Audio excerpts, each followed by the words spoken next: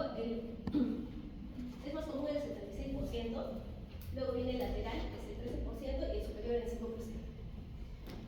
Entonces, ¿qué es lo que tenemos que hacer?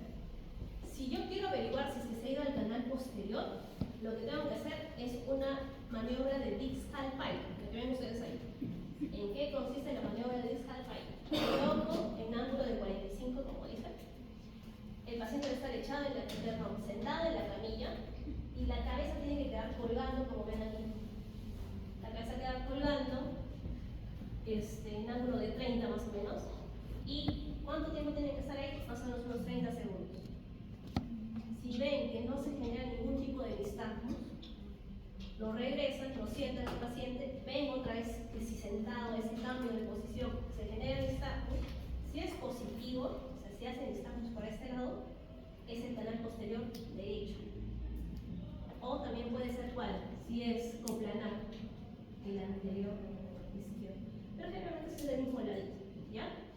Entonces, ¿cuál es la maniobra que se hace para reposicionar estas opoconias del canal semicircular posterior, en este caso que es derecho?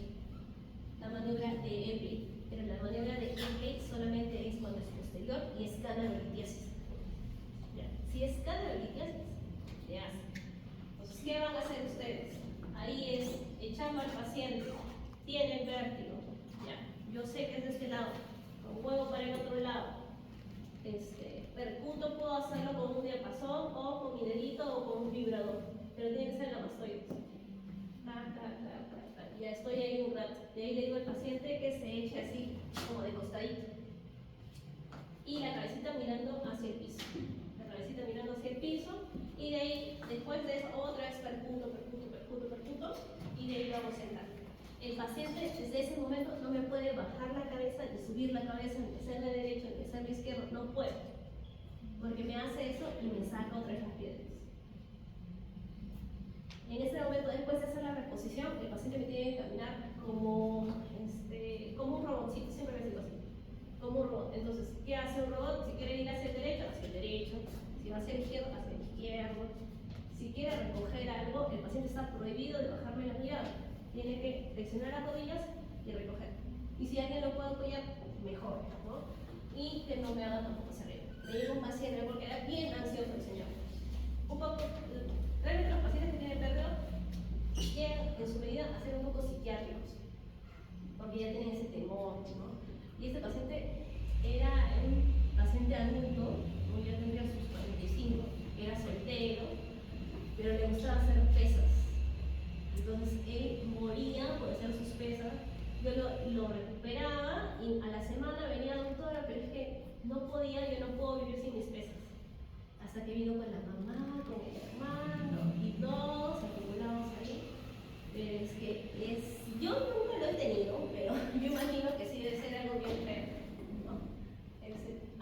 ¿Cómo puedo provocar yo un nistagmus? Eso sí lo he percibido el vértigo con una prueba calórica. Entonces, ¿qué puedo hacer? Yo puedo colocar agua muy fría en mi paciente, bajo cero. Esa es una prueba calórica. Y debería de presentar yo nistagmus, vértigo. Ya, así me puedo sentir. Pero ese tipo de pruebas calóricas se hace también para muerte cerebral. Entonces, si el paciente no tiene la respuesta del nistagmus, o sea, la respuesta positiva de la prueba calórica, es porque su cerebrito no está muerto. Ya, esa es una de las pruebas que solicitan muchas veces para desconectar a un paciente de la máquina, ¿no? La prueba calórica. Entonces, pueden ustedes experimentar. El vértigo sí lo podrían hacer colocándose agua muy fría en el oído. Obviamente, que primero tendrían que ver si es que su tímpano está íntegro y si es que no tiene cerumen, ¿no? Porque si está perforado, de ahí no se infecta. ¿Ya? Y si tienen cerumen, lo tapan. Ya está. Entonces, eso sí es una canalolitiasis. Si es una punculitiasis, la maniobra cambia. En este caso sería la maniobra de seno. Primero tengo que liberar, que salga de la cúpula. Entonces el movimiento es así, como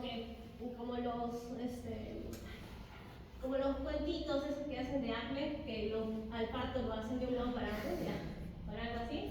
En este caso no lo hago en pato, sino que se echa de un lado, se va para el otro lado, se echa de un lado, así estoy con el paciente. Lo saco de la cúpula y de ahí tengo que hacerle la maniobra de discal pine. Si la maniobra de discal pine me es negativa, ya está. Pero si me es positiva, ya no está en la cúpula, sino está en una canalomitiesis. Entonces tendría que ser, dependiendo de lo que encuentre. ¿Ya? Ya está. Eso es de canal posterior. Ahora pasamos al canal lateral, que también es uno. El anterior es bien raro, ¿no? Entonces, es del 10 a 15 de las causas de vértigo paroxístico. Bueno, tiene la misma clínica. Ya está. ¿Cómo se hace para diagnosticar un vértigo paroxístico del canal lateral? Se hace la maniobra de McClure. Acá está, es McClure. ¿En qué consiste? Yo le echo al paciente, pero en esa vez no va a estar, la cabeza no va a estar estirada, ni tampoco tiene que estar colgando, sino yo tengo que levantar la cabecita un poquito, con un ángulo de 30, y que mire siempre al techo, lo muevo hacia la derecha y luego hacia la izquierda. Ese sí es inmediato, a comparación de la maniobra de discal pine, que tengo que hacer, esperar unos 30 segundos. Esta no, solamente la muevo y hay una respuesta. Es lateral. Si muevo al otro lado, es el izquierdo delantero. ¿Ya? ¿Cómo se recupera esto? Mediante la maniobra del tempo. Acá sí lo hago voltear al paciente como todo un pollito, o sea, los 360 grados. Entonces, está así echado, de ahí se coloca así, yo voy percutiendo y de ahí se tiene que voltear y da los 360, perdón, en la camilla, como ustedes ven eso. Esa es toda la vuelta, así como está. Y de ahí ya se sientan. ¿Se entendió entonces la paroxística? Ahora, que puedan dar betistina, porque generalmente todo el mundo dice, dale betistina, tiene vértigo, dale betistina, dale mininato. Cuando yo voy a hacer esas maniobras, es preferible que el paciente no esté medicado, porque me enmascara. Si está con el mininato, yo le voy a hacer las pruebas, probablemente me haga todas las pruebas, que se maree, que esté como borrachito, ¿no? Entonces, de preferencia, que al menos 2 días antes de la prueba, que no haya tomado ningún tipo de medicamento, ¿no? Y le pueden complementar con betistina después de eso, sí le podrían complementar. La betistina, pues, en algunos es como el medicamento placebo para el vértigo. Porque después de que ustedes le hacen las maniobras, el paciente todavía tiene la sensación como que tengo mareo, ¿no? Y el efecto placebo sería la betistina, que es como solamente irrigar y un vasodilatador. ¿Ya? Listo. La enfermedad de Meniere. La enfermedad de Meniere es un síndrome de hidrops endolinfático, como lo habíamos mencionado al inicio, definido clínicamente por episodios recurrentes de vértigo, hipoacusia, plenitud oral y tinnitus. Esa es la triada: hipoacusia, tinnitus y sensación de plenitud oral. ¿Ya? Entonces, si ustedes leen un caso clínico del paciente, tiene sensación de dedo tapado, prefiere escuchar como olas de mar, ¿no? Y pérdida auditiva en solo un oído, ¿en qué están pensando? Meniere. ¿Ya? Porque no les va a colocar, el paciente tiene hipoacusia, tinnitus, no. Voy a colocar casos clínicos. Es que lean. Características específicas del tiempo de duración, del número de episodios que no se complican con otra causa. En epidemiología, puede ser cualquier edad, el pico es entre la cuarta y la quinta década. De los 11 a los 20 años puede ser igual, pero cuando tienen mayor de 41 años, esta relación de igualdad se vuelve dispareja, es más frecuente en las mujeres que en los hombres, ¿ya? Pero como decía, entre 21 y 40 es igual en hombres y en mujeres. 5% es bilateral, en su mayoría son de un solo lado, 45% son unilaterales. Bueno, ya está. Esto no nos interesa mucho a nosotros. Acá en el Perú, que tengamos enfermedad de Meniere bien raro. Yo, en lo que voy, he visto 4. Sí se presenta, sí hay. Puede ser, yo tengo un jovencito que tiene 21 años y tiene Meniere, ¿no? Debutó primero con hipoacusia súbita y luego hizo Meniere, sí. Como también tengo una señora que tiene 50 años y tiene media, sí, también, ¿no? O sea, no se sabe por qué, pero es lo que tiene. Yes. Entonces, en la fisiología, como les había comentado, es de los líquidos. Ya, entonces, esta es la rampa vestibular, la rampa media o coclear y la rampa timpánica. La que aumenta de volumen es la rampa media, la rampa coclear. ¿Ya? Entonces, por eso es que al paciente lo que se le recomienda es su dieta baja en sal. Porque si tiene mayor contenido de sal, ese líquido aumenta. Entonces, aumenta la presión aquí. Por eso es la plenitud, porque es en la coclea. Y eso puede generar vértigo, le puede generar zumbido, te puede generar pérdida. ¿Ya? Yes. Ya, bueno, las enfermedades que pueden predisponer, el vértigo paroxístico, que tenga una osteospondrosis, una otitis media crónica. ¿Qué es la otitis media crónica? Sífilis, sarampión, paperas, migraña. ¿Qué es? ¿Qué es la otitis media crónica? La otitis media aguda es la inflamación del oído medio, ¿no? Que se complicó después de un resfriado, ¿no? Pero la otitis media crónica,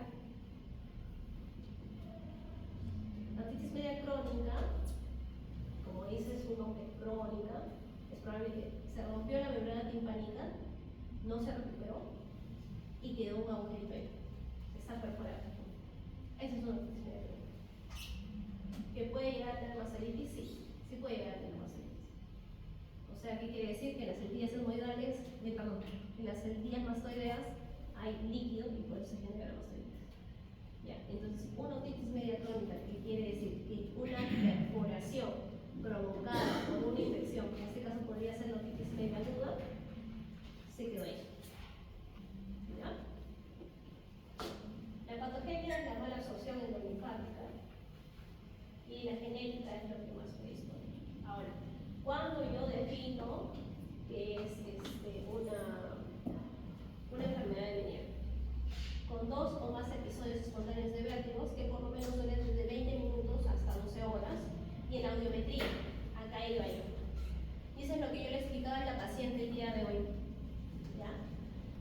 Hoy día teníamos una paciente que decía que tenía tinnitus, tenía pérdida auditiva, pero si yo sospecho de si es por pérdida auditiva por la edad, porque la señora tenía algo de 65, 70 años, ¿dónde debería de ver la caída? En los agudos. Sin embargo, ustedes ven que acá tiene caída en graves, ¿no? 125, 250, 500 son graves, ¿no? Entonces, me es algo muy raro que tengan, o por un trauma acústico, tiene que ser siempre algo agudo.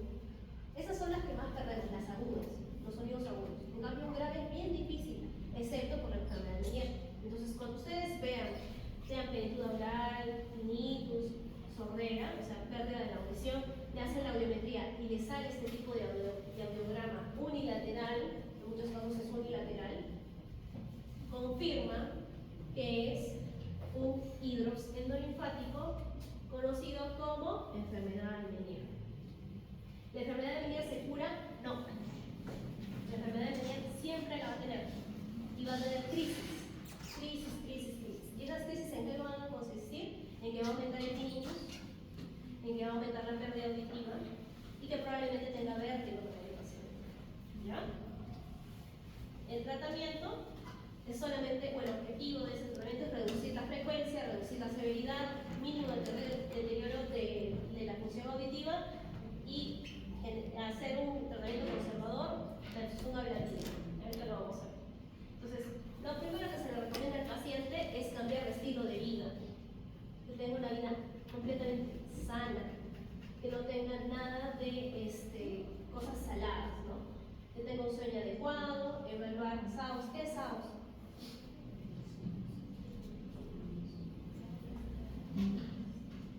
Síndrome de apnea, hipoapnea obstructiva del sueño. Nunca hemos hablado de eso, ¿no? ¿En neumo tampoco? Ya. El apnea del sueño es cuando el paciente deja de respirar momentáneamente. ¿Ya? Pero también hay una hipoapnea, que quiere decir que hay un aumento del CO2 cuando nosotros dormimos.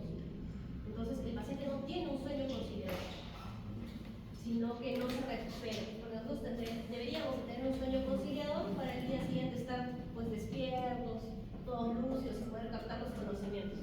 Entonces, un paciente que no tiene un sueño reparador, que hace una hipercapnia, que desatura, ¿no? Que hace una taquicardia, que hay un momento de que no está respirando, es un paciente con un síndrome de apnea hipertensión. ¿Ya? Disminuir el estrés, evidentemente disminuir la cafeína, el alcohol, el tabaco y una dieta hiposódica, que quiere decir una restricción de 1 a 2 gramos por día. ¿Qué se le da al paciente con menía? Se le da en muchos casos diuréticos, pero lo primero que se da acá, nosotros lo primero que damos es la beticina. Beticina a altas dosis. ¿Cuánto es la dosis? Puede ser mínima de 48 miligramos al día o cuando es algo severo de 288 a 480 miligramos al día. La recomendación es de 48 a 96. ¿Qué quiere decir? Ustedes medicina tienen de 16 y tienen de 24. Pueden dar la 24 cada 8 horas, cada 6 horas, ¿no? Ya. Si no responde la medicina, doctora, ya le he dado la medicina y no mejora, paso diuréticos, ¿no? Porque es un hidrocentralizante. Lo que yo quiero quitar es el líquido. Entonces te toca diuréticos. Uno se mide, lo que ustedes quieran, pero le tienen que dar diuréticos. Ahora, paciente no mejora, le dan diuréticos y no mejora, sigue teniendo y quiere mejorar. Hay este sistema, que es el sistema de Meinet, ¿no? Que genera una presión. Eso no lo tenemos acá, pero se los estoy contando para que puedan ver. Lo otro que se puede hacer, todo esto mejora los síntomas en un 80%, pero si no mejorara, pasamos a algo más agresivo, que puede ser infiltrar corticoides como la dexametasona o la metilprednisolona, o lo otro es desfuncionalizar totalmente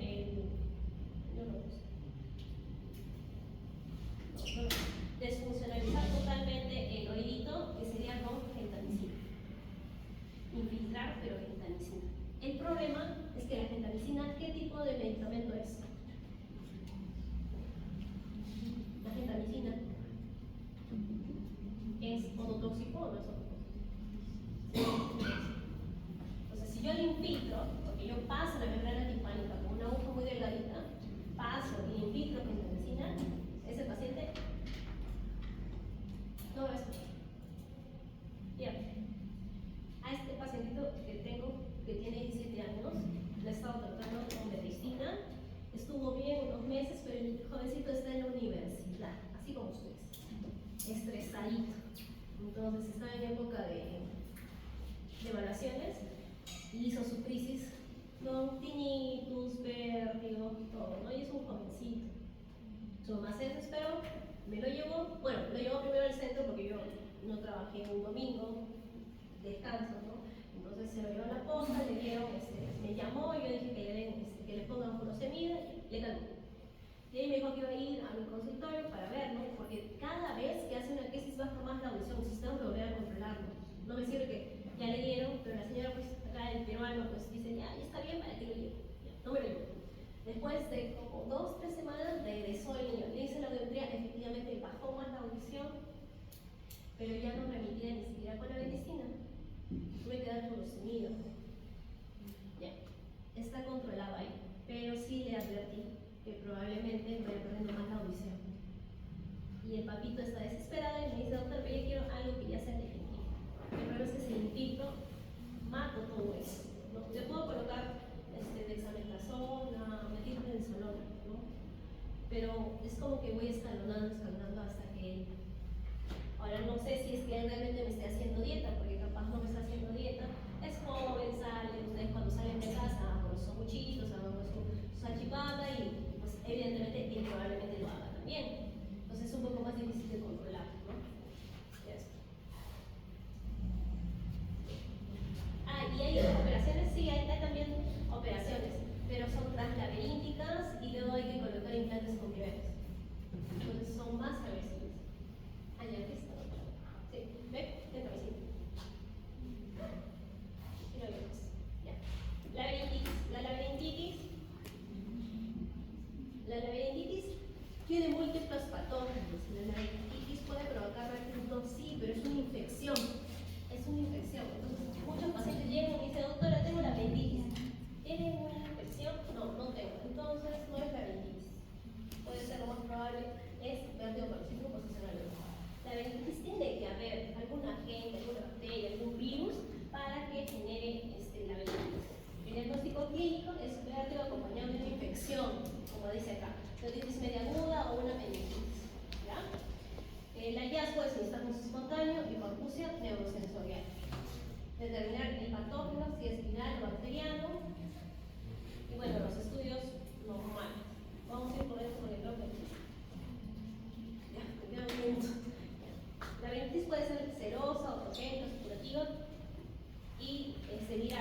variola, sarampión, sífilis.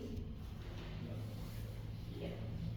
La laringitis serosa es cuando el paciente tiene una otitis media serosa, ¿ya? Como ven acá. ¿Eso qué quiere decir? Que hay líquido dentro de la cavidad. Y lo que se hace es drenar ese líquido, y como ven acá, es colocar un tubito de ventilación. Drenar ese líquido y que ese líquido vaya saliendo solito, damos antibióticos y ya está. La autogénica supurativa, ya, por ejemplo, la otitis media crónica colesterolatosa puede provocar vértigos, sí puede provocar, como es la laringitis, ¿no? Y produce una erosión de la cápsula óptica y del canal semicircular horizontal. Hipoacusia severa, pérdida. Y ya. Voy a correr. Voy a ir al tema. Ya. Lo que siempre preguntan a sus pacientes, a sus compañeros. ¿Hay una laringitis sí por síndrome de Ramsay-Hatch? Sí. El síndrome de Ramsay-Hatch es producido por el herpes zóster. El herpes zóster, entonces, ¿qué afecta? El nervio facial. Y el pabellón auricular, como ustedes deben de haber visto en su primera clase, el nervio facial en el pabellón auricular inerva lo que es la concha. Entonces las vesículas, las costritas de estas vesículas van a tenerlas en la concha. Produce una otitis externa, parálisis facial, laberintitis, o sea, vértigo pueden tener, pero también pueden tener hipoacusia neurosensorial. ¿Cuál es que me llama la atención? Y por último, el neurinoma del acústico, que es un tumor bien difícil de encontrar acá realmente.